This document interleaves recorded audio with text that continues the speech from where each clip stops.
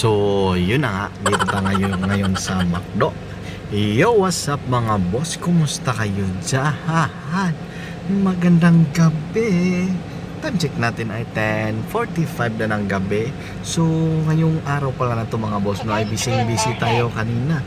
Galing tayo sa isang seminar dito sa Davao. So, ngayong gabi, iuwi na naman tayo ng Digos. So, ngayon, dumaan muna kami ng McDo. Hanap ng kape kasi inaantok talaga ako. Pero yung mga kasama ko, tulog silang lahat.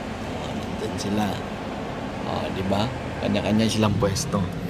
So, ginawa namin ngayon, attend kami ng seminar tungkol sa isang brand ng produkto na ginagamit namin. Yun yung mga organic, no, na product.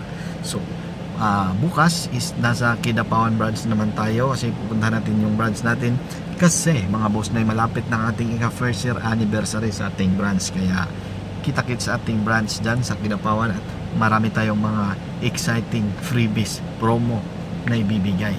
Mamimigay kami ng free ribbon, treatment at mga color mga boss, no, mga madam. Kaya message nyo at i-like, i-follow nyo ang ating page ang Zel Salon Digos Kidapawan branch.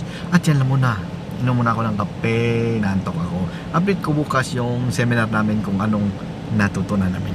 Bye bye, trabaho pa tayo. Magandang gabi.